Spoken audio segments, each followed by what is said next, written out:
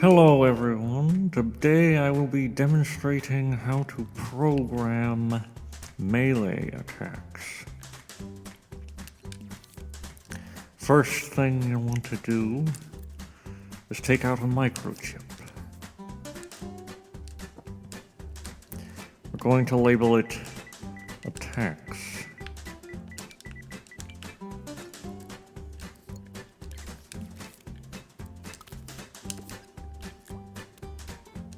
Now take out two nodes. Actually, you're going to want, just two nodes. Take out a NOT gate, plug it into the first node. Set this timeline on play once. Open it up. Take out a switch. This switch will prevent the timeline from playing again every time you press the button to attack, which will prevent attacks that loop and restart early. Next, we're going to hook up the square button to this node here. Now for a basic animation for our attack. Take out a keyframe. Set it to linear blend. Now copy it out. Now we're going to program our troll and his basic attack.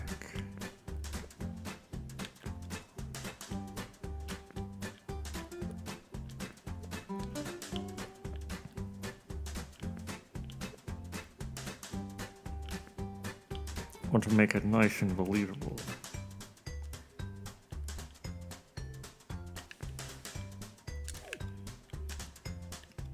One more for a bit of a wind up.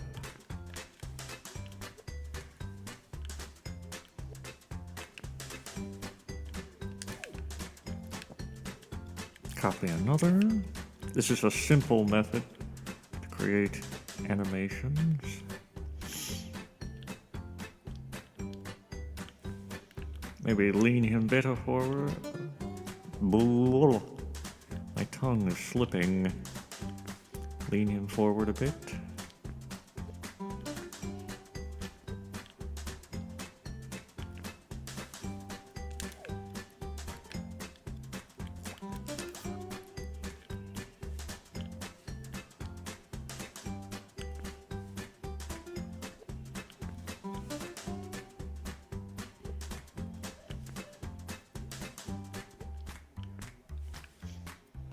Perhaps a little bit more range on that attack.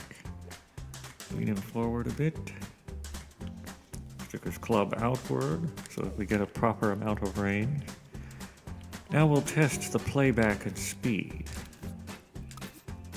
One other thing I want to do, in order to prevent the puppet from moving or turning during an attack, an easy method to prevent puppet from doing so is to simply turn off the power on the puppet interface in the controller logic section with a keyframe. Once you've done that, turn the keyframe to gray so that you can tell the difference between it and the other keyframes that you might employ. I sometimes label it can't move.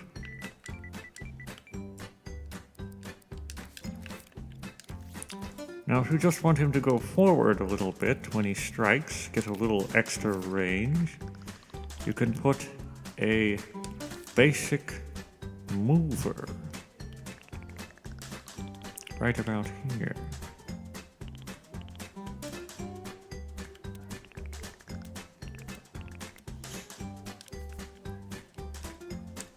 Things are a bit stirred up in the background.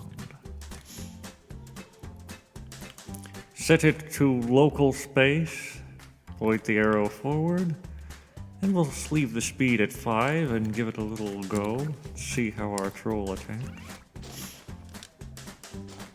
That's too much.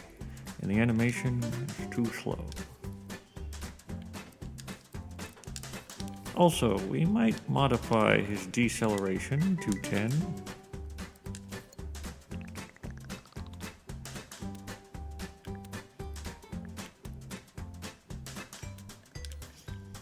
We'll speed up his attack. Change the timeline playback speed.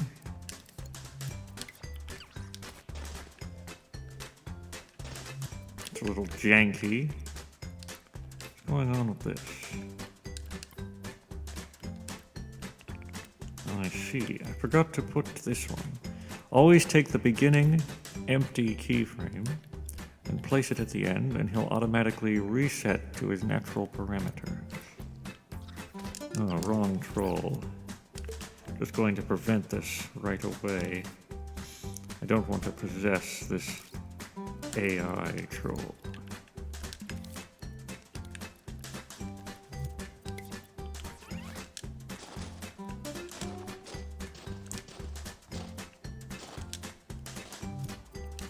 Still a little janky. We might need another animation in here.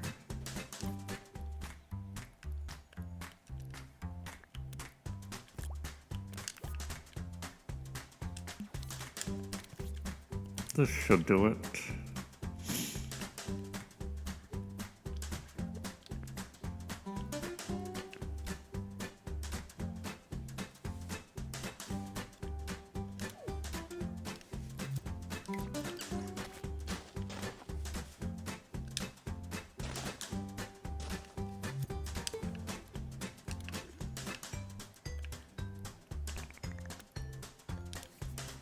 Little less speed. Let's take it down to 2.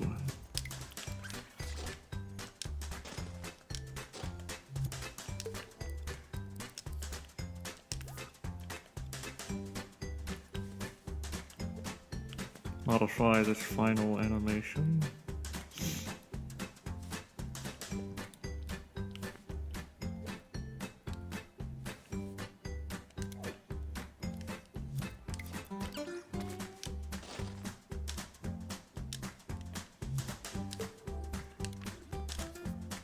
I'm also going to turn this off temporarily.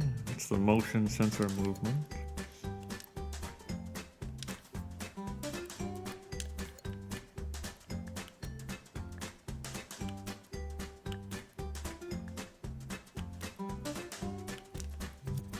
Let's try it out.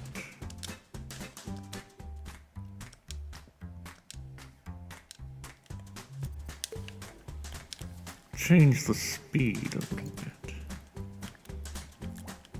Maybe add a relaxing animation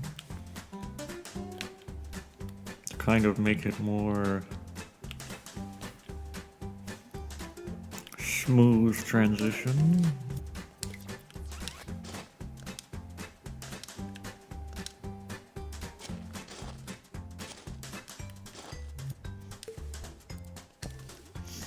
Well, the animation is not perfect, but you get the point. Now we're going to take out a health modifier. This is going to control the damage of your attack.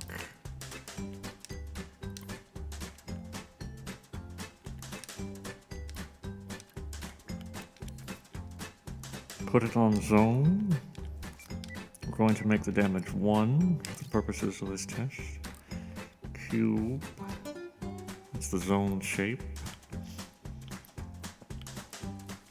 Give it a nice wide angle. We don't want him hitting things directly behind him, so move up the zone to about his nose. Extend that a bit. Set it to only damage foes.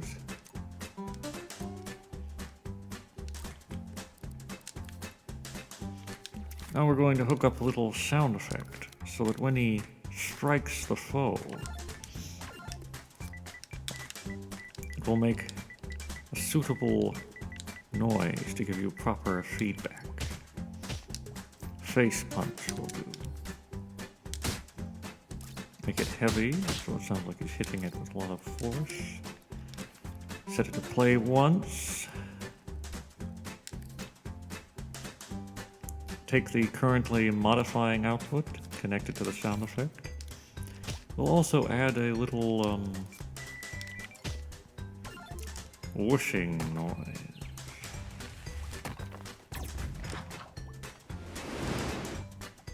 We'll try Beefy Whoosh for now.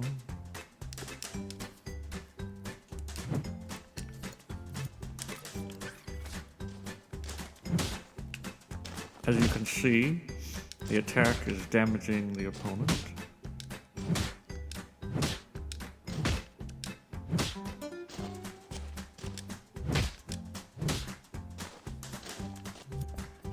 Now I'm going to program an alternate attack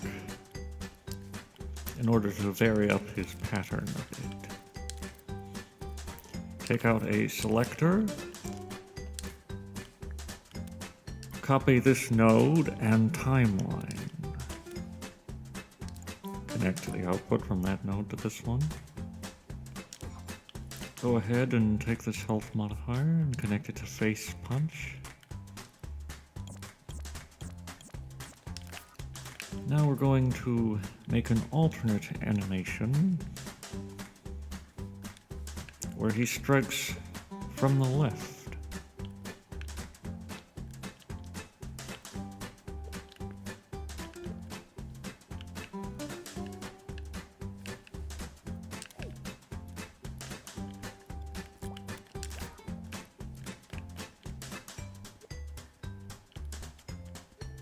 A little bit of wind up.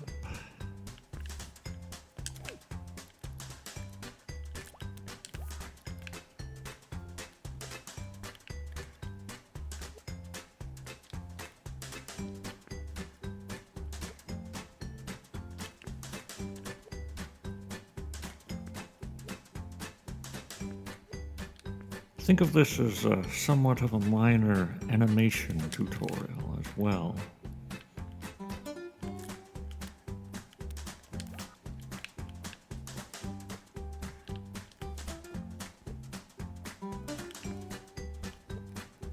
Get a lot of range in.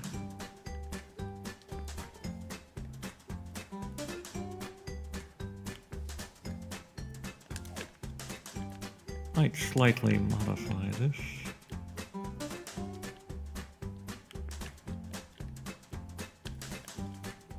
There we go.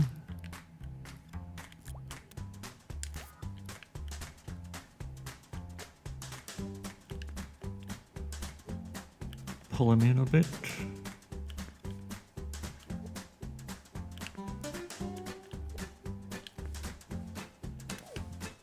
Perfect. Now all you need to do to alternate these animations, oh, and by the way, don't forget to take the output from the switch and put it in the NOT gate. Then take the output and stick it in this little arrow, move to next output, and do the same with the timeline above. And now, oh, that's not supposed to be happening. Something is clearly ajar. Oh yes, I forgot. Never forget this part. Take output A, connect it to the power of this node. Take output B and connect it to the power of the second node. And when that's done, as you can see, he alternates between attacks.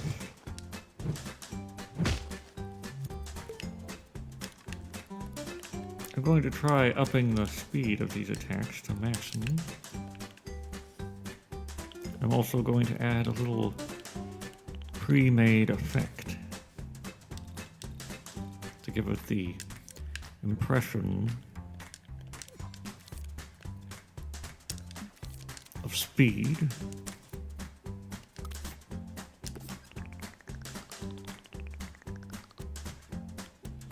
Always put speed lines near the end of the attack animation.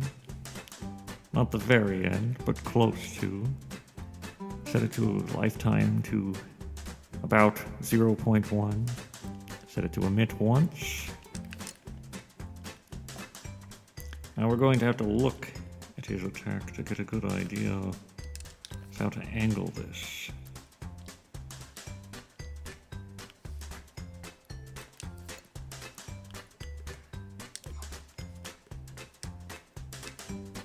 It always takes a little bit of modification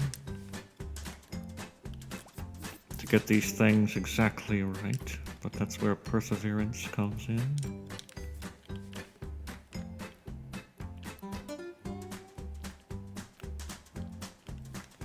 Let's give it a little shot and see how it looks. As you can see, has a nice speed to it. The animation I'm still not satisfied with entirely, but it's definitely doing better. Something we might try, not entirely certain, is shut off the poses. Could be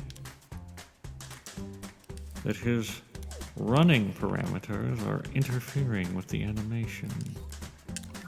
We'll test it out. Looks a little smoother. I think I might be right. Now that's a simple method for beating the heck out of your enemies. If you found this helpful, and you like my content, don't forget to subscribe and like the channel, or dislike it. Apparently negative feedback will promote our channel as well. But that's all for today, and thank you very much for watching.